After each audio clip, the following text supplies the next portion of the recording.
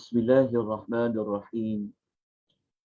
Alhamdulillahi Rabbil Alamin.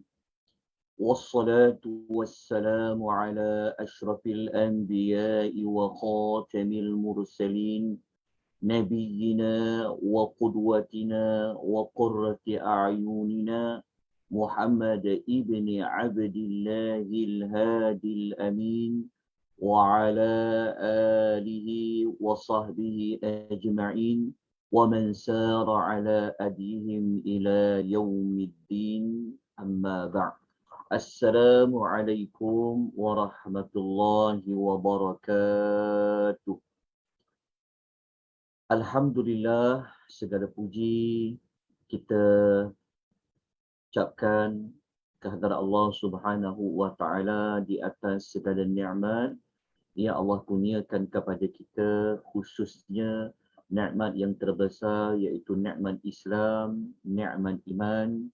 Kita juga masih diberikan kesempatan oleh Allah untuk kita meneruskan tanggungjawab kita sebagai hamba kepada Allah. Moga-moga kita dapat gunakan waktu kita ini dengan memperbanyakkan melakukan amal-amal kebaikan. InsyaAllah pada pagi ini kita akan menyambung beberapa lagi doa-doa yang terkandung di dalam Al-Quranul Karim, yang mana pada pagi ini insya-Allah kita akan mempelajari doa bilangan yang ke-23. Pagi ini merupakan siri yang ke-18, bermakna sudah 18 pertemuan kita. Alhamdulillah, rahmat dari Allah Subhanahu wa taala. Moga-moga siri-siri yang telah pun kita lalui, yang kita akan lalui ini, semoga Allah memberikan keberkatan kepada kita. Moga-moga doa-doa yang kita belajar dari Al-Quranul Karim ini dapat kita hafal dan dapatlah kita jadikan di dalam doa-doa harian kita. Pada minggu lepas, siri yang ke-17, kita dah belajar tentang doa yang ke-21. Kita mohon kepada Allah supaya Allah Ta'ala selamatkan, amankan negara, negeri dan negara kita daripada perbuatan-perbuatan syirik. Kemudian kita juga telah belajar tentang bilangan doa yang ke-22. Yang doa 22 ini doa yang selalu dan sering dibaca oleh Nabi SAW. Jadi sesiapa yang tidak sempat mengikuti pengisian pada siri yang ke-17 pada minggu lepas, jika tuan-tuan ingin mengetahuinya, tuan-tuan dan puan boleh melihat rakaman di FB Akademi Tadabbur Malaysia. Pagi ini insya-Allah kita akan masuk kepada doa bilangan yang ke-23 seperti yang saya maklumkan sebentar tadi. Yang mana doa yang ke-23 ini adalah doa kita memohon kepada Allah supaya Allah Ta'ala mengukuhkan pendirian kita, mengukuhkan prinsip hidup kita, mengukuhkan pegangan terhadap agama kita. Okey, ini doa yang ke-23. Boleh juga kalau tuan-tuan nak tambah di sini, dia ada kaitan doa minta kesabaran dan doa untuk ketetapan diri. Okey, itu doa yang ke-23. Okey, tuan-tuan ada nota, nanti rujuk pada tajuk doa itu pada muka surat nombor 26. Jadi kalau ada sesiapa yang tidak mempunyai nota, masih tidak mendapat nota, tolong maklumkan. InsyaAllah nanti kita akan berikan link bagaimana nak dapatkan nota tersebut. Kalau ada rakan-rakan kita yang mengetahui tentang ada nota tersebut, minta dikongsikan. Baik, doa yang ke-23 ini kita merujuk kepada doa yang pernah dibaca oleh tentera Jalut. Tentera Jalut. Jalut lawan kepada Talut. Jalut, kalau Jalut, ejaan Jalut, ejaan Jalut adalah Jim, Alif, Lam, Waw, Ta. Itu namanya Jalut. Dia lawan siapa? Musuh dia adalah Talut. Ta, Alif, Lam, Waw, Ta. Jalut dia lawan Talut. Jalut jahat. Talut ni dia tentera, dia adalah pihak musuh. Jalut ni adalah tentera Bani Israel yang baik. Panggil Jalut. Okey. Kisah ini, tuan-tuan dan puan boleh rujuk doa ni kita ambil pada suratul Baqarah ayat yang ke-250. Okay. Ayat ini, kalau tuan-tuan nak rujuk di dalam Al-Quran, ia berada pada muka surat nombor 41. Dalam Al-Quran, ayat 250 surat Al-Baqarah, dia berada pada muka surat 41. Tuan-tuan tengok pada baris yang ke-8, ke-9 dan baris yang ke-10. Akan jumpa doa yang dibaca oleh tentera Jalut. Untuk mengetahui siapa itu Jalut, tuan-tuan dan puan-puan dikehendaki membaca ayat 246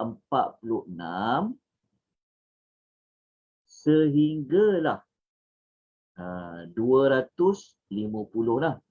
Sehingga 250. Okey.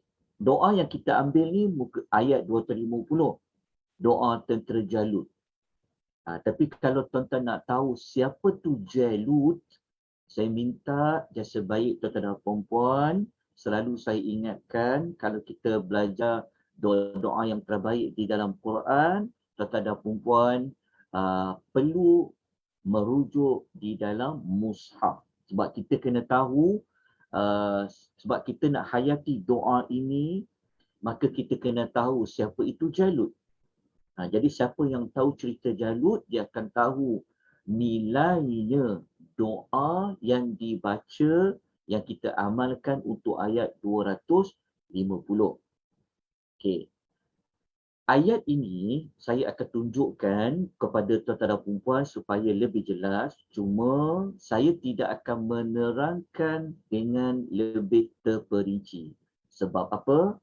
Sebab kisah Jalut berlawan dengan Talut, insya-Allah ia akan disampaikan oleh Al-Fadhil Ustaz Afwan Mansur pada hari Ahad minggu ini.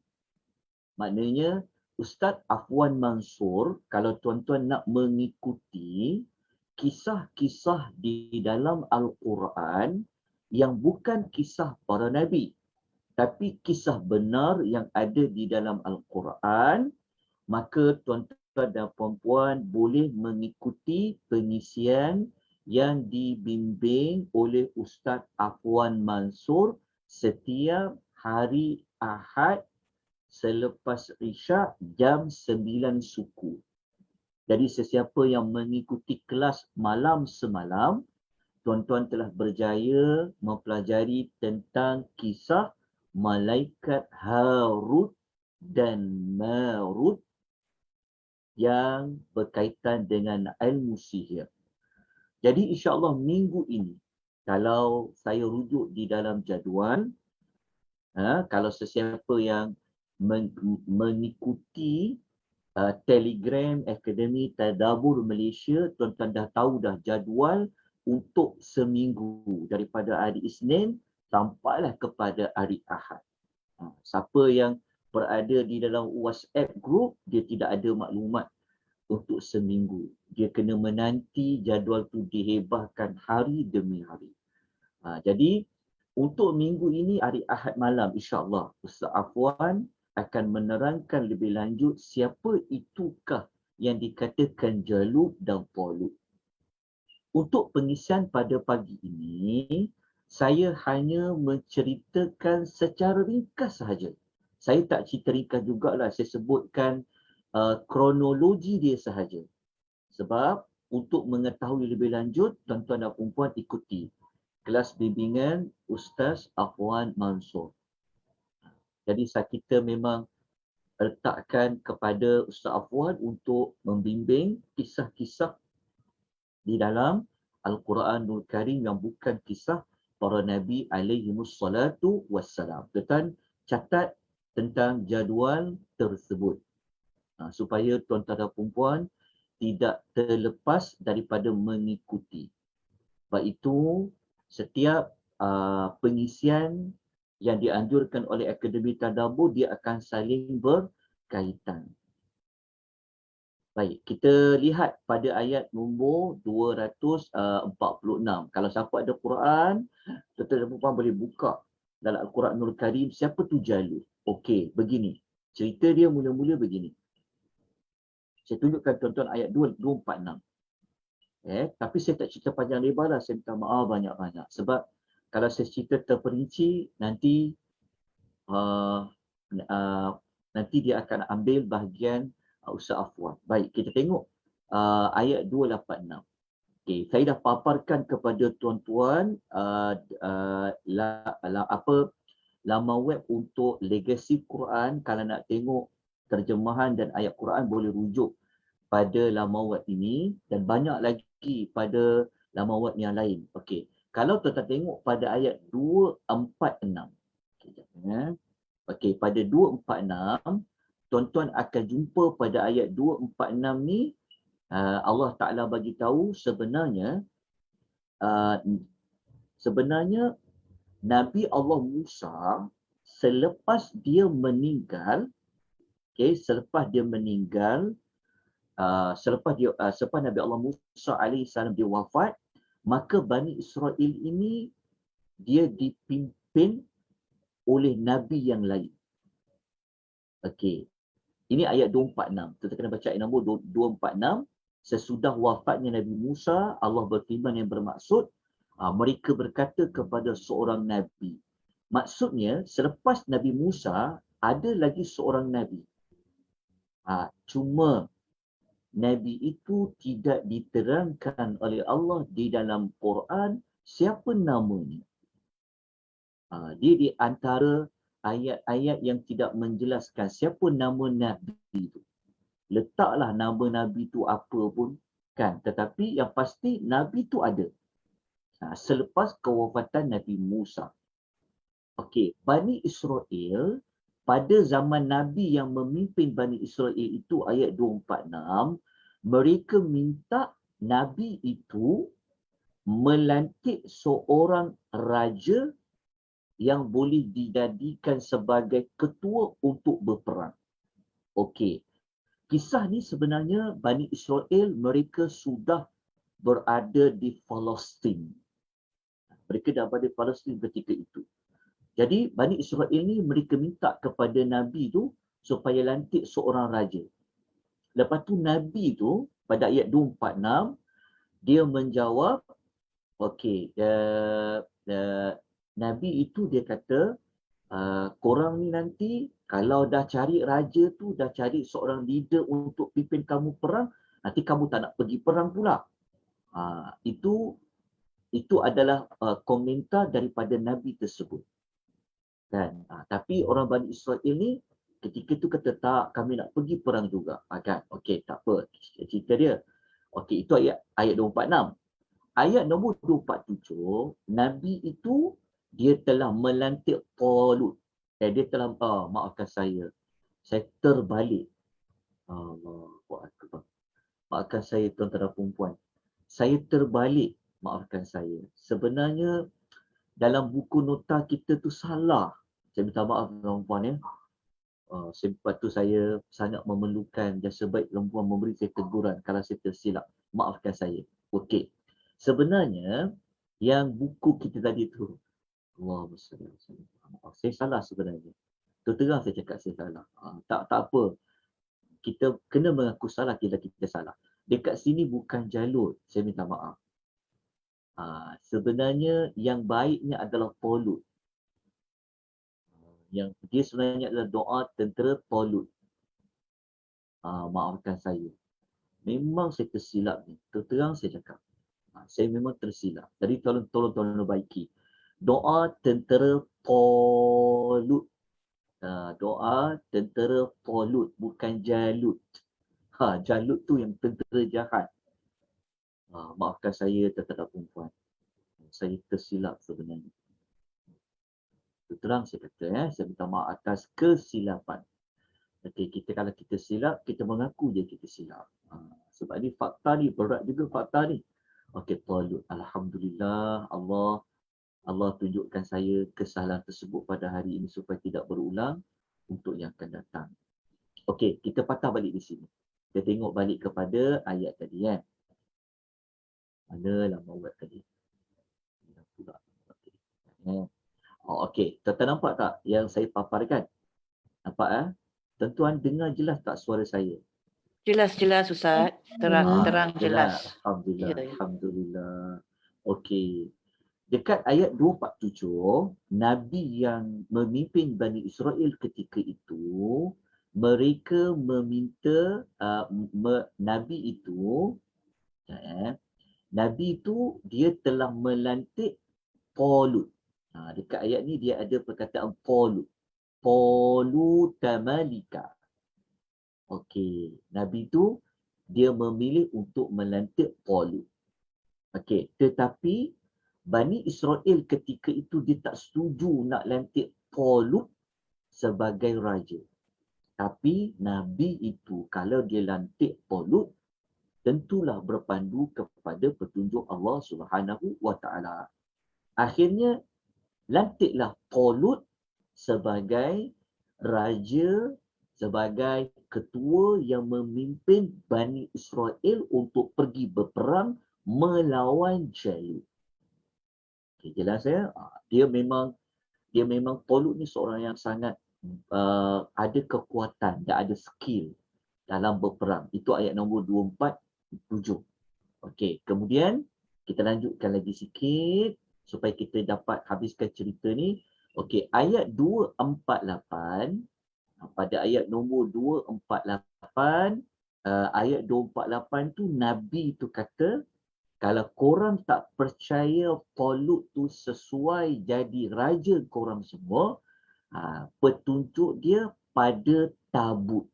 Ada satu peti, iaitu peti tabut, yang ditinggalkan oleh Nabi Musa alaihi wassalatu wassalam itu akan kembali kepada kamu. Saya tak nak cerita panjang lebar lah peti tabut tu apa. Nanti akan panjang, akan habis pada bab cerita ni saja. Okay, tapi dia punya kronologi doa ni, okay, selepas Bani Israel mereka tidak bersetuju dengan melantik Polut sebagai raja mereka untuk mengetuai sesi peperangan tersebut, maka Nabi itu mengatakan tanda Polut ni benar, kamu akan lihat tabut itu, satu peti besi itu, satu peti itu kembali kepada kamu. Okey, cerita dia. Okey, akhirnya Polut tu pun dilantiklah menjadi raja pada ayat 249. Maka Polut ni dia mempunyai tentera-tentera yang ramai. Okay, ayat 249 ni kalau ibu-ibu, tuan-tuan dan perempuan baca, ayat 249 ni, Polut dia telah berpesan kepada tentera-tentera dia. Dia kata nanti on the way nak pergi bertemu dengan Jalut, kamu akan jumpa sebatang sungai. Okay, sebatang sungai. Polut bagi tahu awal-awal, waktu kamu jumpa sungai itu, jangan kamu minum air sungai tersebut. Kecuali kalau kamu hanya menciduk dengan satu tangan saja. Maknanya ada yang minum secara lahap, ada yang minum secara satu ciduk tangan. Maknanya minum sikit saja. Jadi Talut bagi tahu, siapa yang minum air sungai tersebut, kan, kecuali kalau dia minum hanya dengan sedikit cedukan tangan, dia siapa yang minum air tersebut, dia tak akan jadi tentera Talut, nak ikut Talut pergi berperang. Siapa yang minum hanya sedikit dengan cedukan tangan, itu tak apa. Dia masih lagi jadi pengikut Talut. Tetapi tentera-tentera Talut ni ramai yang mengingkari pesanan Talut. Hanya sikit saja yang dia mengikuti pesanan Talut, yang hanya minum hanya seceduk, minum sedikit saja. Lepas tu yang ramai yang dah minum air sungai tersebut, mereka rasa macam tak berani dah nak jumpa berdepan dengan Jalut. Tetapi tentera Talut yang minum air sedikit saja tadi, mereka ini berkata, inilah pada ayat tu, mereka berkata apa? Allah mengatakan bahawa qala alladhi Allah mengatakan wa qala alladhina yadhunnu annahum mulaqullahi kam min fi'atin qalilatin ghalabat fi'atan kathiratan biiznillah. Kalau kita baca dekat ayat dekat sini, okey, kalau kita baca dekat ayat sini, berkata pula orang-orang yang yakin, dia start pada sini. Berkata pula orang-orang yang yakin bahawa mereka akan menemui Allah. Ini orang yang betul-betul yang dengar cakap Talut tadi, mereka ini orang yang imannya kuat, mereka yakin mereka akan jumpa dengan Allah juga. Yalah, berperang kan, bergadai dengan nyawa kan, belum tentu kita perang kita boleh hidup balik. Tapi kalau tak perang ke nanti kita tak mati, jumpa dengan Allah Ta'ala. Jadi mereka tadi tu, yang sedikit tadi tu, mereka yakin mereka akan bertemu juga dengan Allah. Maka mereka mengatakan berapa banyak golongan yang sedikit berjaya menewaskan golongan yang ramai dengan izin Allah. Dan Allah sentiasa bersama dengan orang-orang yang sabar. Okay, tahu cerita dia kan? Okay. Lepas tu, mereka yang sedikit tadi yang meyakini tentang janji Allah Ta'ala bahawa walaupun sikit tentera, tapi mampu untuk lawan tentera yang ramai itu dengan bantuan Allah, dengan izin Allah Subhanahu Wa Ta'ala. Maka yang sedikit tadi tu, yang terpaksa nak lawan dengan siapa? Dia nak lawan dengan Jalut tadi tu, mereka pun bertemulah berdepan-depan dengan siapa? Dengan Jalut. Mereka bertemu depan-depan dengan Jalut ni lah ayat 250 yang kita jadikan sebagai rujukan doa ni. Inilah ayat dia. Tapi ayat tu kita ambil start daripada Rabbana. Ambil start pada Rabbana. Tapi kalau kita baca cerita dia depan, dia ada ayat depan dia. Walamma baradu li Jaluta wa junudihi qalu. Dan apabila mereka ni kembali kepada tentera Talut yang sedikit tu. Dan apabila mereka keluar menentang Jalut dan tenteranya, mereka berdoa. Mereka ni yang tentera Talut yang sedikit tadi, nak lawan tentera Jalut yang ramai. Cuma Al-Quran tidak cerita berapa ramai tentera Jalut. Dan Allah Ta'ala tidak cerita secara spesifik berapa jumlah tentera sedikit tu. Yang pasti dia sikit nak lawan ramai. Tetapi orang beriman ni, walaupun mereka sedikit nak lawan dengan Jalut, dengan tentera yang ramai, mereka berdoa. Inilah doa yang kita nak, yang kita letakkan pada nota muka surat 26 dan 27 tu.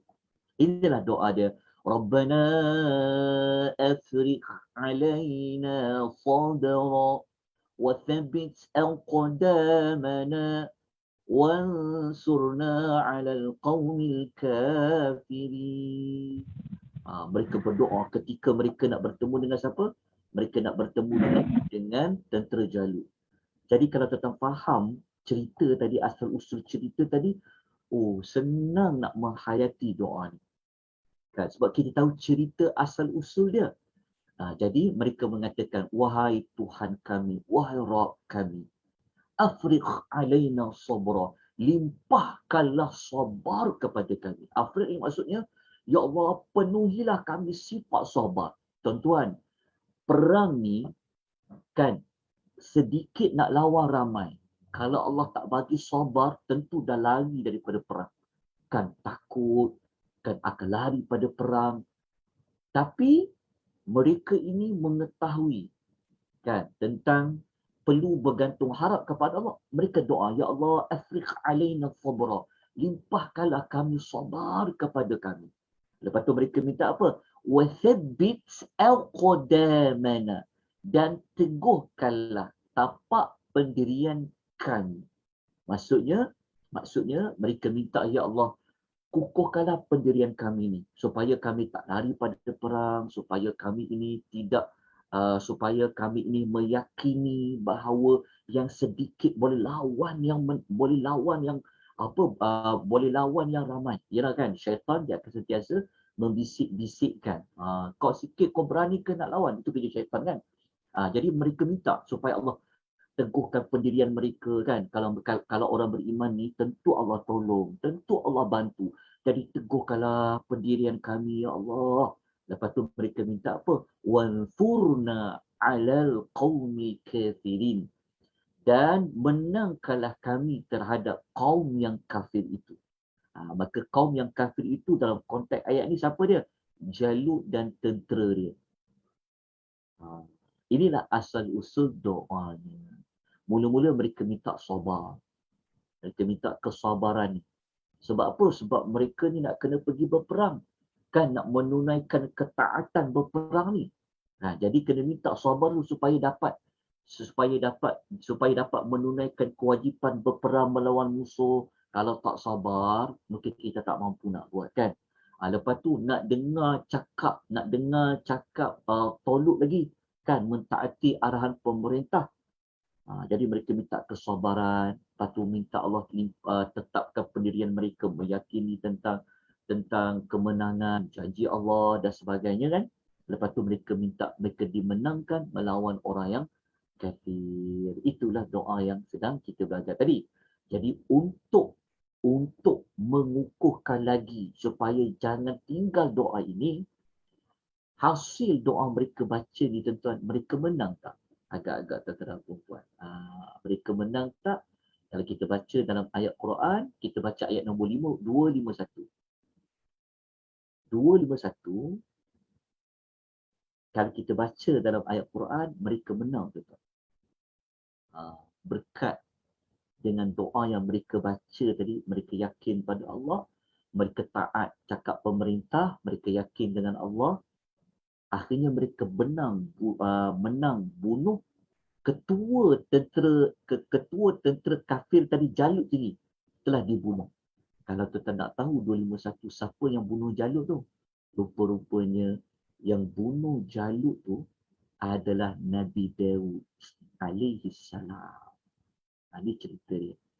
Kita baca ayat 251. Kalau kita baca ayat nombor ayat 251, tu tak terjumpa Nabi Daud yang membunuh Jalut. Allah kata apa? Fahazamuhum bi'idhnillahi wa qatala Dawudu Jaluta. Oleh sebab itu, kan disebabkan mereka berdoa dengan 3 permintaan tadi pada Allah, minta sabar, minta tetapkan pendirian mereka, minta pertolongan Allah, maka Allah Ta'ala tolong mereka. Mereka dapat mengalahkan tentera Jalut dengan izin Allah. Mereka sikit nak lawan ramai. Tapi Allah Ta'ala ni kalau mengkehendaki yang sikit tu boleh menang, pasti akan menang. Kan? Lepas tu mereka doa pada Allah, mereka tawakal pada Allah. Nah, di sini pun kita belajar.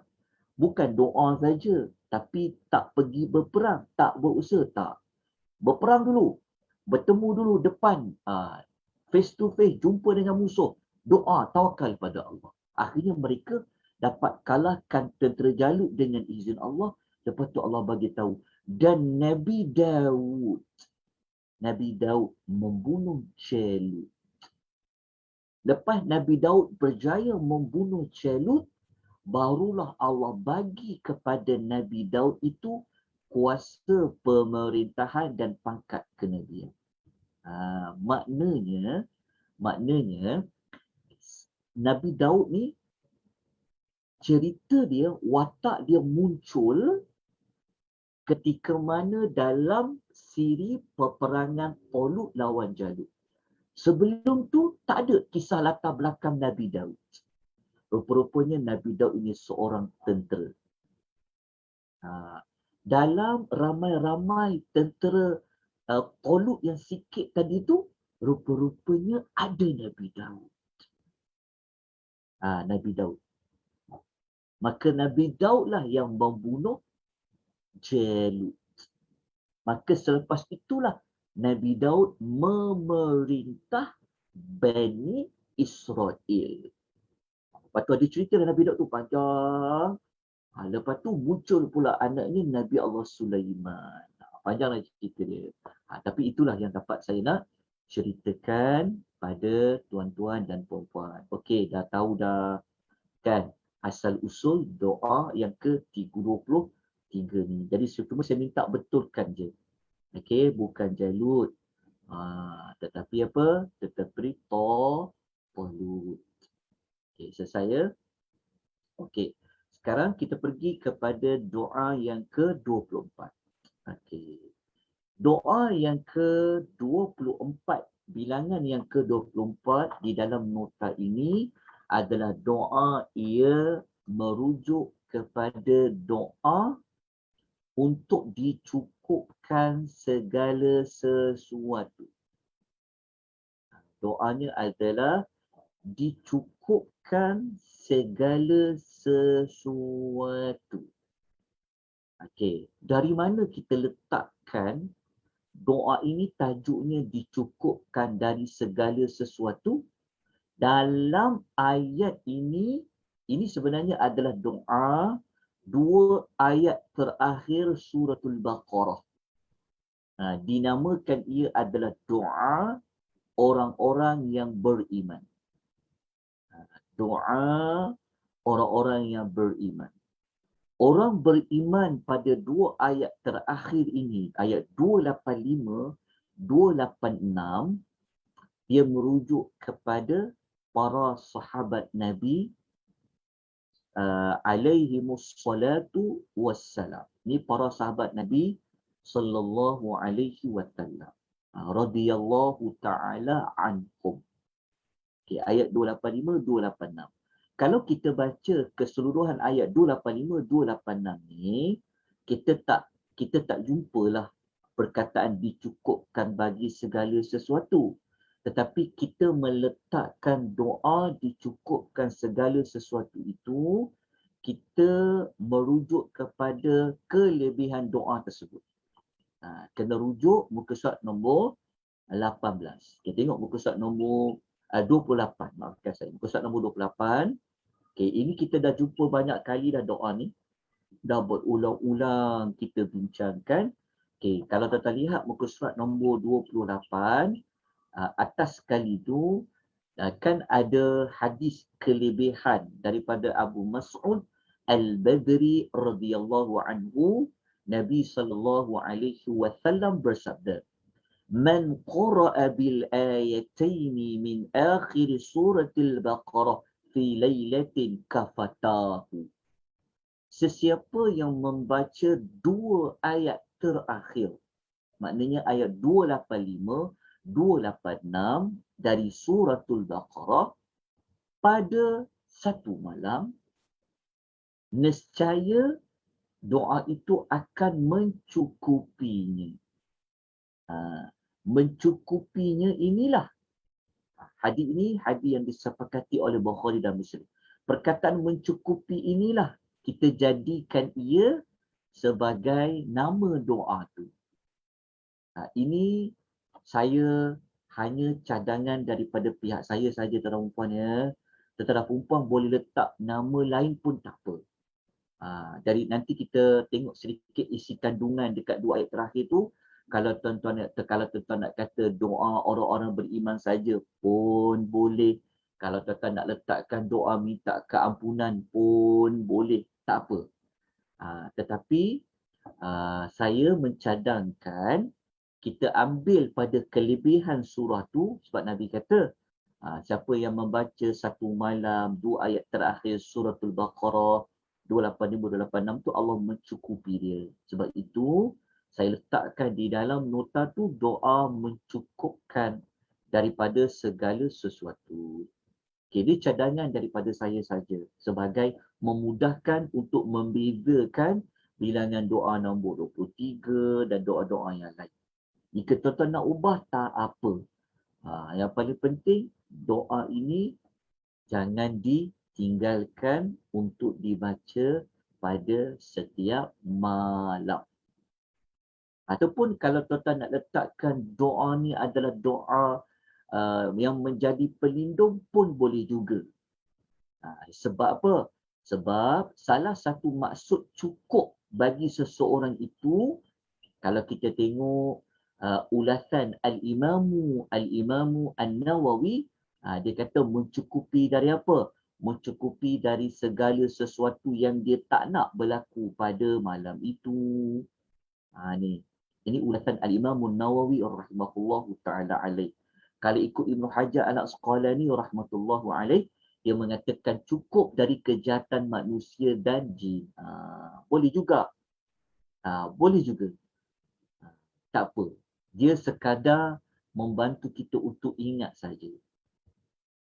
Okay, jelas kan tuan-puan ya? Okey. Jadi tuan-tuan janganlah maksudnya terikat nak sebut doa tu doa kecukupan saja, tak. Boleh. Nak tukar dia jadi doa yang dapat melindungi kita daripada perkara yang buruk, boleh juga, tak apa. Okey, sekarang kita pergi kepada intipati ayat dia.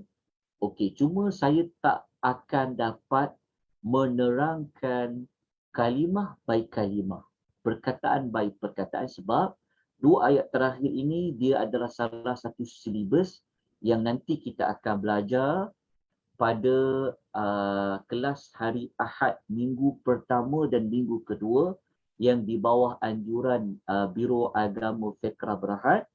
Selepas kita selesai belajar tadabbur ayatul kursi, nanti kita akan pilih ayat ini untuk dijadikan sebagai modul untuk kita tadabbur. Kita akan kupas satu persatu daripada ayat-ayat ini. Termasuklah asbabun nuzul ni. Tapi sikit sebanyak tu saya teranglah pada pagi ini supaya dapatlah gambaran awal. Sebab kita tak tahu lagi kan. Sebab sekarang masih lagi dalam tadabbur ayatul kursi. Belum habis lagi. Okey. Sekarang kita lihat. Ayat 285. Ayat 285 ni dia bermula daripada ayat a'udzubillahi minasyaitonir rajim amanur rasulu bima unzila ilaihi min rabbi wal mu'minun. Yang ni saya rasa tuan-tuan boleh faham ya. Saya tak perlu baca terjemahan dia secara terperinci. Yang paling mudah tuan-tuan kena tahu dalam doa ni ada maklumat apa. Okey. Begini. Kalau tuan-tuan nak rujuk dalam Quran, ayat 285, 286 ni dia berada pada muka surat nombor 49. Kalau buka dalam Quran, tak silap saya dia muka surat nombor 49. Muka surat nombor 49, dia berada pada baris yang, dia mula pada baris ke-7. Dia ada 15 baris. Jadi baris yang ke-7 sampailah baris bawah sekali tu, 2 ayat terakhir yang kita sedang belajar pada pagi ini. Okey, pada Quran tolong semak ya. Sebab saya bimbang, saya tersalah menyebut muka suratnya berapa. Ya, jadi kalau saya salah, tolong betulkan. Okey. Kita lihat, okey. pada ayat 285. Okay, ayat 285 ni, dekat ayat ni, dia tidak ada menyebut doa tu doa yang bentuk meminta sesuatu tu.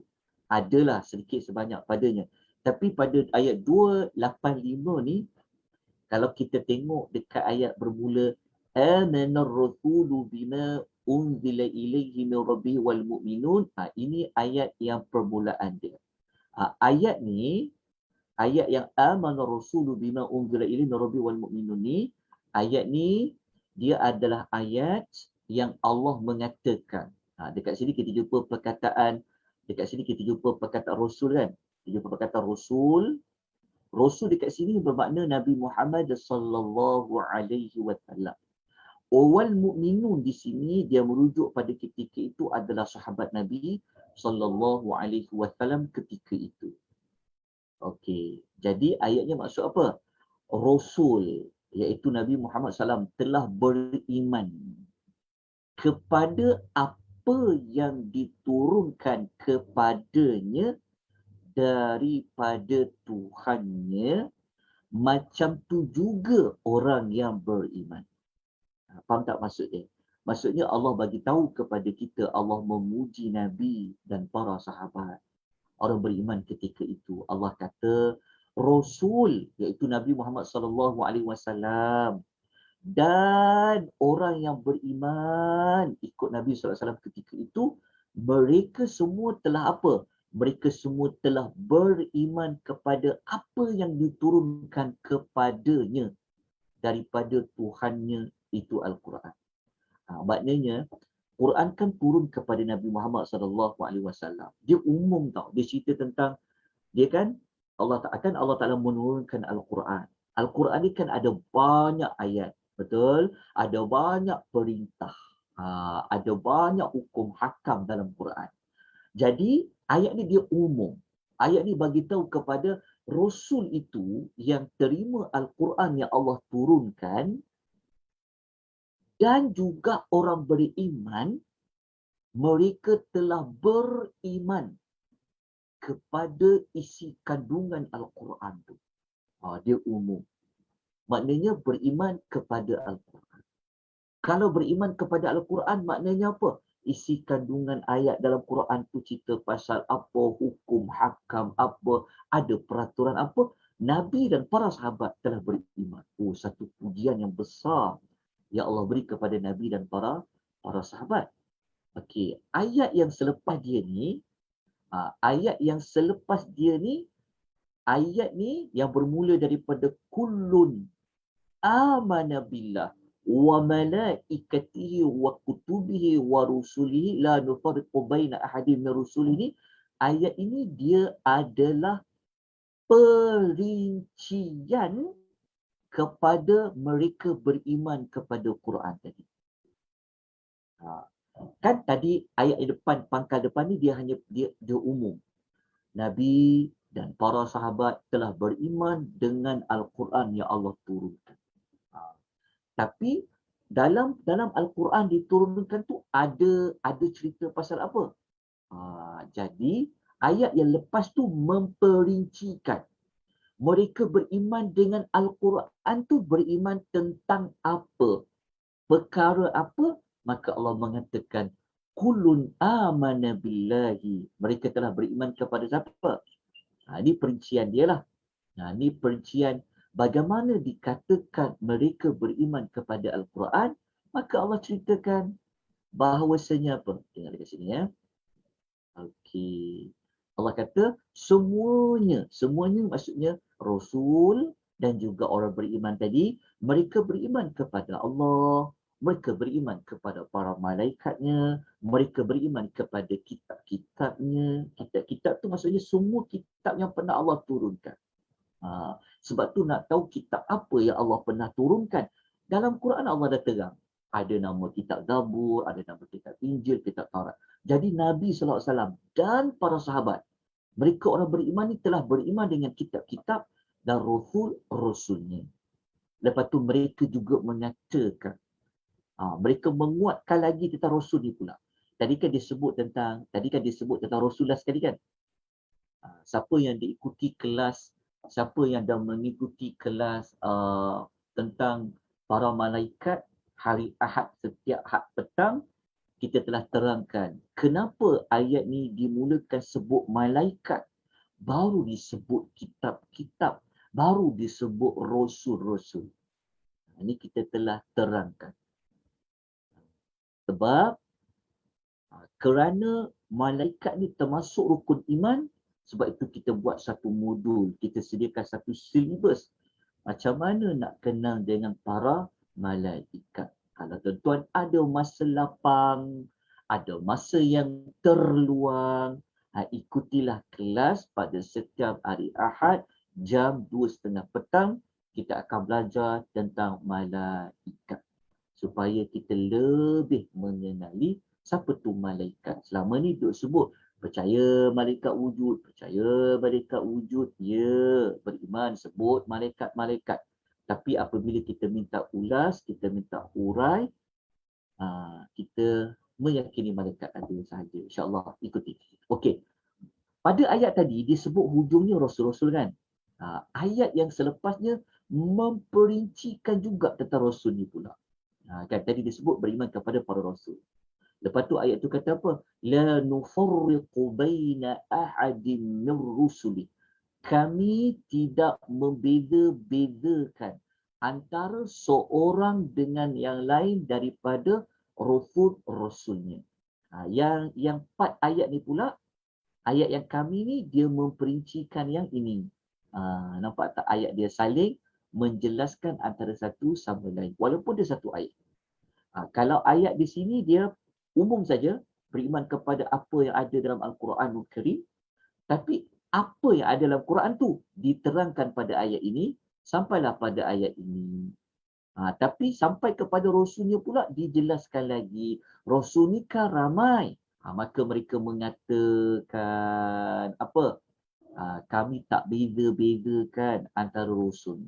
Maksud tak beza-bezakan ni bermakna kita menerima semua Rasul.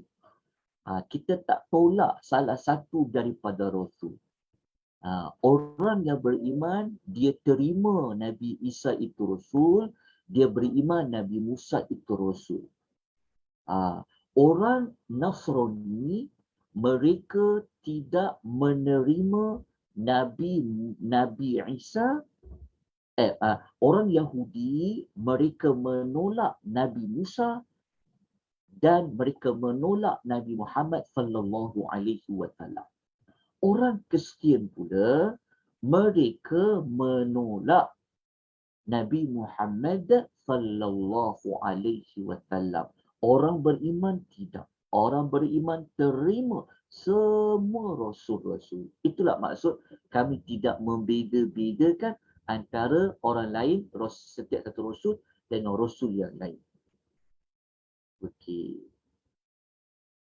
Mereka berkata lagi, selepas Allah Ta'ala sebut tentang iman mereka, maknanya 4 sampai ayat ni semua cerita pasal apa? Cerita pasal iman, cerita pasal rukun iman. Sampailah pada ayat ni.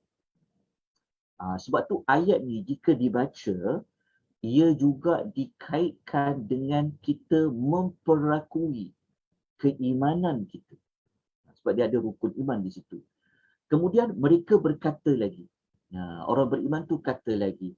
Sami'na wa ata'na. Kami dengar dan kami taat. Kenapa dengar? Ialah wahyu tu kan disampaikan. Maka dengar dulu. Lepas tu taat. Taat apa yang telah dengar. Lepas mereka kata kami dengar dan kami taat, baru mereka minta spesifik dia. Apa yang mereka nak minta kepada Allah? Mereka mengatakan, Ghufranaka. Ampunilah kami, wahai Rabb kami. Okay. Wa ilaikal nasir. Dan kepadamu jualah kami kembali. Ayat ni memang kena terang panjang satu persatu. Tapi kita tak dapat nak perincikan dengan lanjut sebab kita nak fokus pada doa saja. Kita bukan nak pada tadabbur ayat dia. Okey, tapi dekat sini Sebelum mereka minta diampunkan, okey, dia ada kaitan dengan doa pengampunan, mereka buat apa dulu? Mereka dengar dan taat dululah. Dia menunjukkan bahawa doa yang mereka minta tadi sebenarnya ia terikat kepada apa yang mereka dah buat kepada Allah. Jangan kita minta, tapi kita tak buat ketaatan pada Allah. Mayangnya tidak, puasanya tidak, zakatnya tidak. Allah wajibkan buat satu ditinggalkan. Allah larang kita langgar. Tiba-tiba kita doa. Nak minta. Boleh. Allah Ta'ala doa itu ibadat. Cuma mustajabnya doa ini, keterikatan doa ini dikaitkan juga dengan amal soleh kita. Jadi sebab tu mereka sebut dulu, kami dengar apa yang disampaikan kepada kami. Kami taat. Lepas tu baru mereka minta keampunan kepada Allah. Kenapa tuan-tuan buat? Kerana kita belajar dekat sini, manusia tidak lepas daripada kekurangan, kesalahan. Sebab tu mereka minta ampun kepada Allah. Manusia kan, manusia biasa tak terlepas daripada salah dan silap. Mereka minta keampunan kepada Allah. Menunjukkan adanya sifat apa? Sifat merendah diri, bergantung harap pada Allah Subhanahu Wa Taala, dan mereka kata apa? Kepadamu jualah kami kembali. Kembali tu dalam segala urusan lah. Di dunia apa-apa pun kita kembali pada Allah, di hari akhirat pun kita kembali kepada Allah Subhanahu Wa Taala. Habis ayat 285. 286 mereka berdoa mengulang-ulang. Ayat 28 dan ayat 286 ni walaupun dia satu ayat, tapi dalam tu dia doa menyebut nama Allah tu 3 kali. Dia bertawassul dengan nama-nama Allah ni. Lepas tu kita katakan dia doa yang terbaik dalam Quran. Apa yang mereka minta? Mereka minta ulang 3 kali. Rabbana, Rabbana. Lepas tu ada satu lagi. Rabbana. Ada 3. Dalam satu ayat tu ada 3 penyebutan nama Allah yang agung Rabbu. Ya Rabb kami, wahai Rabb kami. Sampai 3 kali mereka minta pada Allah. Okey, sebab tu doa ni dia sangat agung. Okey, kita tengok mereka minta apa pada Allah. Okay, mereka mengatakan Rabbana la tu'akhidna in nasina aw akhtana. Dia kata wahai Rabb kami, janganlah engkau hukum kami jika kami terlupa atau kami tersalah. Kan? Ialah kalau kita terlupa nak buat yang Allah perintah buat, ataupun kita terlupa kan, yang itu kita tak boleh nak buat tapi kita buat, kita terlupa, maka doa pada Allah supaya Allah Ta'ala tak beri hukuman apa-apa pada sesuatu yang kita terlupa ataupun kita tersalah. Dan memang dalam hadis sebut pun Allah Ta'ala dia tidak akan mengambil kira apa yang kita lupa. Tapi bukan buat-buat lupa, kita memang terlupa ataupun kita tersalah. Okey. Lepas tu doa kedua mereka mengatakan Rabbana wala tahmila alaina ithran kama hamaltahu ala alladhina min qablina. Dia kata ya Rabb kami, janganlah engkau bebankan kepada kami bebanan yang berat. Saya tertinggal yang tadi saya tinggal doa ni. Saya minta maaf tuan-tuan. Dalam nota, saya tertinggal terjemahan ni. Jangan saya tertinggal terjemahan ni. Minta maaf banyak-banyak. Saya tertinggal terjemahan yang ini. La yukallifullahu nafsan illa us'aha laha ma kasabat wa 'alaiha ma kasabat. Saya terlupa nak terangnya ni. Tapi dekat terjemahan tu saya tertinggal. Maafkan saya. Saya tertinggal. Dia bukan dulu, dia sepatutnya ada lagi terjemah mula-mula tu. Dia tertinggal. Tolong tulis semula nanti ya, tengok Quran terjemah ni ya. Buka buku surat 49 nanti dalam Quran. Tengok. Saya tertinggal yang ni. La yukallifullahu nafsan. Allah Ta'ala tidak membebankan mana-mana jiwa melainkan apa yang dia mampu. Laha ma kasabat, apa yang dia buat baik, dia dapatlah balasan. Wa alaiha ma katasabat, dan apa yang mereka lakukan keburukan itu, keburukan itu kembali kepada mereka. Ni kasabat maknanya baik. Ma katasabat, amal yang buruk. Ni saya tertinggal terjemahan ni. Saya minta tuan-tuan dan puan catat, tulis terjemahannya nanti ya. Okey, kita teruskan pergi kepada kandungan doa tadi tu. Okey, lepas tu mereka kata, jangan bebankan kami apa yang kau bebankan sebagaimana orang terdahulu daripada kami. Maknanya macam ni. Kalau tuan-tuan nak faham lagi, tuan-tuan nanti kalau baca dalam tafsir Ibnu Katsir, tuan akan jumpa. Kenapa kita kata bebankan kepada orang yang terdahulu daripada kami. Kalau kita rujuk syariat orang terdahulu sangat berat syariat mereka. Mereka ni kalau kita rujuk dalam tafsir Ibnu Katsir ada sebut beberapa contoh. Syariat-syariat umat terdahulu ni sangat berat. Mereka ni tuan-tuan, kalau mereka nak bertaubat, mereka perlu membunuh diri. Itu ada dalam surah Al-Baqarah ayat nombor 54. Kalau kita taubat tak, kan, minta ampun pada Allah, ada syarat-syarat dia kan, tapi tidaklah sampai kena mengorbankan diri. Lepas tu kalau orang dahulu, kalau mereka nak zakat, kalau kita 2.5%, kalau orang dulu sampai 25%. Berat kan? Lepas tu orang dulu, contohnya kalau mereka ni pakaian mereka bernajis, mereka kena buang baju tu. Ataupun mereka kena hilangkan kain tu, gunting dia. Buang. Kalau kita cuci je, cuci semula kan. Hilang bau, warna dan rasa. Contoh, kita belajar fiqh kan. Cukup boleh guna balik baju tu. Tak perlu dibuang baju tu kalau kena najis. Itu di antara contohnya doa.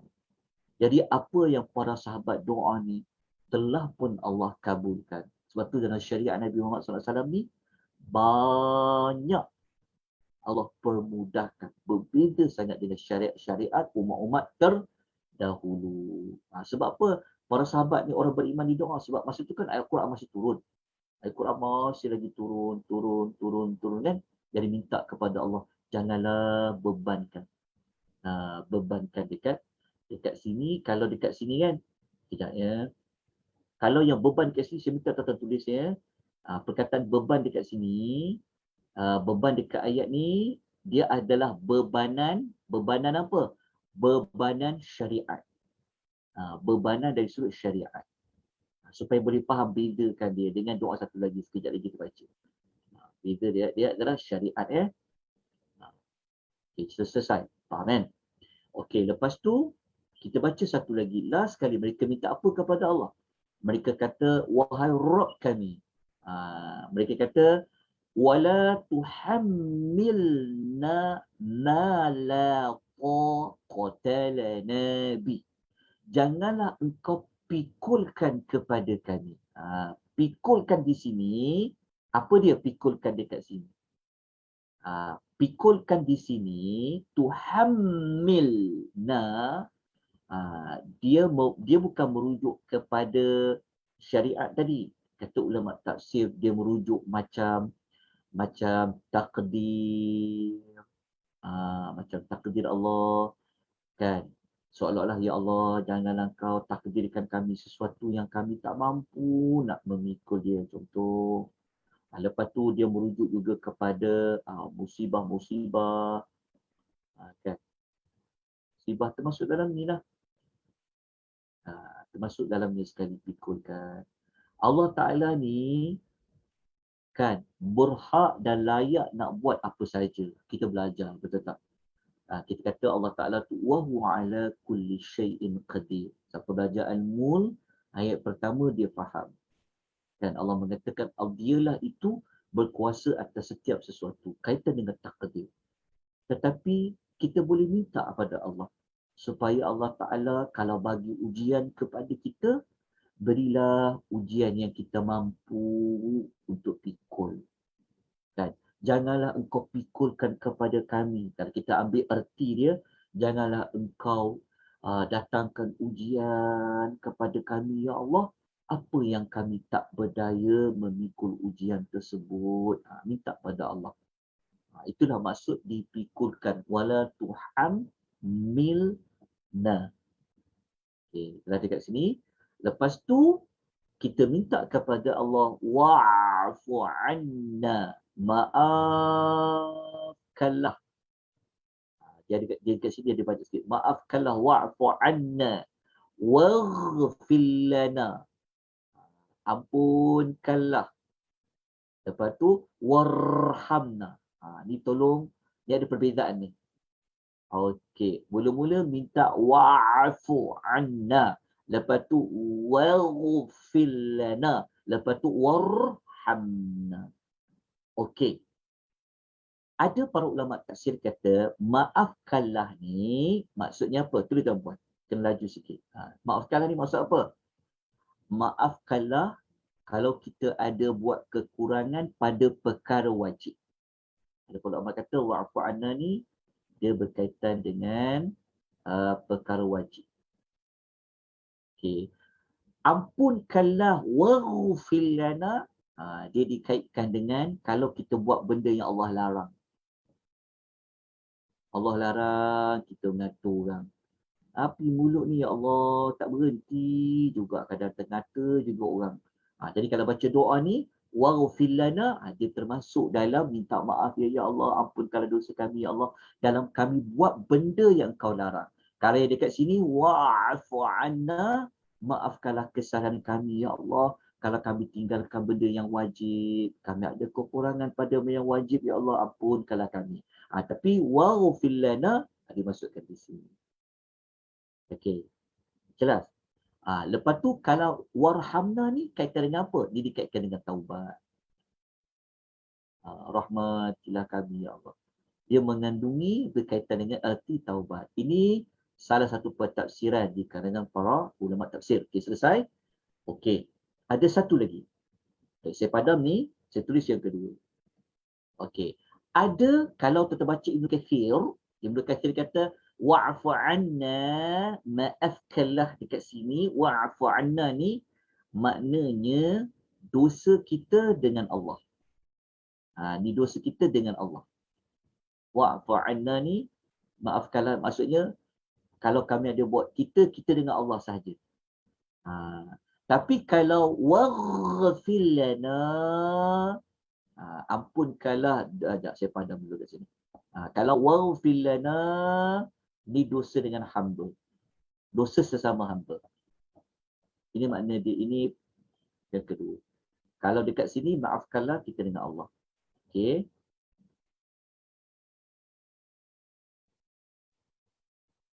Jelas ni kalau kita ada buat dosa dengan Allah, dia termasuk dalam doa wa'fu anna. Kalau kita ada buat dosa dengan mana-mana hamba, kita minta Allah ampunkan, dia termasuk dalam doa waghfir lana. Lepas tu kalau rahmat ni apa pula? Warhamna. Dekat rahmat ni, kata Ibnu Katsir, dia merujuk kepada jangan kita jatuh pada dosa yang lain. Ni dosa lain. Dosa lain.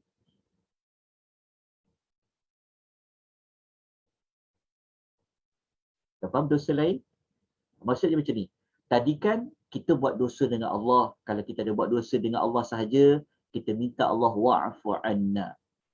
Kalau kita ada buat dosa dengan hamba-hamba yang lain, kita kata waghfir lana. Ni dalam doa tadi itulah salah satu pengertian dia. Tapi kenapa kita minta warhamna? Warhamna kata Ibnu Katsir, kita minta kepada Allah Subhanahu Wa Taala janganlah kita jatuh. Maksudnya berilah kami rahmat ya Allah, maknanya ya Allah berilah kami rahmat dengan kami tidak jatuh dalam dosa-dosa yang lain. Itu maksud warhamna. Okay, jelas. Okay ya, ini tapi kita kena kalau baca tadabbur kita akan perincikan dengan lebih panjang lagi. Okey, cukuplah pada dua sudut pengertian tersebut. Lepas tu kita pun kata anta maulana. Engkaulah penolong kami. Penolong kami ni penolong Allah Taala lah. Pelindung, penolong, pembantu, pemelihara kita. Alal qaumil kafirin, ke atas orang-orang yang kafir. Jadi inilah sedikit maklumat ringkas bagi doa yang kita baca pada ayat 285, 286 pada setiap malam. Jangan tinggalkan pada setiap malam tersebut. Jadi Allah akan cukupkan kita daripada segala sesuatu. Okey, jelas di sini. Okey. Saya mohon maaf kerana tak dapat nak perincikan. Panjang ayat ni. Kalau nak ulas saja saya perlukan 2 siri kelas. Tak cukup 1 jam. Sebab nak ulas satu kalimah ni. Tapi memang kena belajar ayat ni. Sebab ayat ni dia ada kelebihan lain. Dia sebenarnya bukan kelebihan dia yang ni je. Tapi siapa pernah mengikuti tadabbur surah Al-Fatihah, 2 ayat ni juga merupakan salah satu cahaya yang Allah bawa turun kepada Nabi, Allah bagi kepada Nabi Muhammad, yang malaikat yang datang bagi tahu kelebihan 2 ayat terakhir dengan surah Al-Fatihah itu bukan Jibril, tapi ada malaikat lain. Itu kita kena rujuk pada kelebihan suratul Fatihah. Surah Fatihah satu cahaya, 2 ayat terakhir Al-Baqarah satu lagi cahaya. Nabi dapat 2 cahaya. Itu dia antara kelebihan lain, tapi memang kena belajar ayat ni. Okay, insyaAllah kita belajar nanti. Saya minta maaf kerana tak dapat nak perincikan dalam modul doa-doa terbaik di dalam Al-Quranul Karim. Wallahu ta'ala a'lam. Saya tak buka soalan pada tuan puan kerana waktu sudah pun lanjut, kerana nak kejar satu lagi kelas pada 10.30 pagi, kelas untuk kita belajar kelebihan-kelebihan beramal. Saya jemput tuan-tuan puan semua mengikuti kelas pada jam 10.30. Kalau ada soalan apa-apa, nanti tuan-tuan simpan dulu. InsyaAllah pada minggu yang berikutnya, saya akan jawab soalan tuan-tuan dan puan-puan. InsyaAllah. Boleh ya? Mohon maaf. Okey. Jadi kita dah dapat, Alhamdulillah dengan rahmat Allah SWT, kita dah belajar 2 doa. Doa tentera Talut. Okey, lepas tu doa kecukupan bagi segala sesuatu. InsyaAllah tajuk doa ni, kita tinggal lagi berapa doa saja. Siri 20 insyaAllah akan tamat. Maknanya ini kan siri-siri yang ke-18. Kelas kita yang kalau kita ambil sejam, maknanya kita dah 18 jam kita belajar. Tapi sebenarnya lebih daripada sejam. Okay. 18 jam untuk 18 siri. InsyaAllah nanti kita masuk siri yang ke-19, kita sambung sikit lagi doa. Sampai kepada siri yang ke-20, kita akan tamatkan untuk modul doa-doa yang terbaik di dalam Al-Quranul Karim. Kemudian modul yang berikutnya, dalam perancangan saya akan membentangkan tentang waktu-waktu doa yang mustajab. Ni kita dah belajar doa apa nak baca. Nanti insyaAllah habis ke semua bentuk-bentuk doa yang ada di dalam Quran, kita sasarkan ada 2 lagi siri. Minggu ni, minggu depan dengan minggu satu lagi, bulan 10 tu, kita mungkin dah akan belajar tentang waktu doa-doa yang mustajab. Notanya dalam penyusunan, insya-Allah. Itu apa yang saya rancangkan untuk kita sambung selepas tajuk doa-doa terbaik di dalam Al-Quran. Jika ada cadangan dan pendapat boleh dikemukakan, tuan-tuan dan puan-puan. Yang mana yang baik, yang mampu kita lakukan, insya-Allah kita akan lakukan.